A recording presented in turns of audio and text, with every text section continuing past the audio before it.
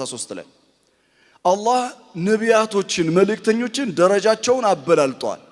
እኔና እናንተ በሁሉም መልእክተኞች ላ ኑፈሪቁ በይነ አሐድን ሚን ሩሱሊ በማመን ጉዳይ ሁሉንም መልእክተኞች እኩል አምነን እንቀበላለን። ነገር ግን መልእክተኞች አላህ ዘንዳ የራሳቸው የሆነ ምን አላቸው ደረጃት ወረፈዐ ባዕደሁም ደረጃት كما يقول في سورة البقرة في نفس السورة نفس الآية الله እንደሚለው በተመሳሳይ ሱረቱ በቀራ 253 ላይ የነቢያቶችን የመልእክተኞችን ደረጃ አበላልጠናል ይላል።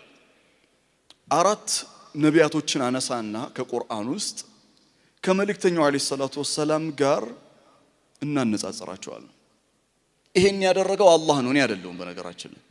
ስለዚህ መልእክተኛውን አለይሂ ሰላቱ ወሰለም ላይ ዲፕሊ ሪፍሌክት እናደርጋለን፣ እናስተነትናለን።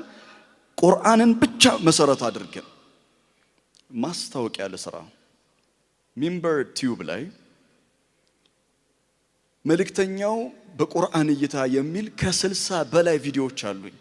አውቃለሁ እንዳላያችሁት ግን አለኝ እና እዩልኛ ለራሳችሁ ስትሉ ከ60 በላይ መልእክተኛውን በቁርአን እይታ ብቻ እና ፕሌይሊስት ውስጥ ተገቡና ሚንበር ቲዩብ ላይ ታገኙታላችሁ።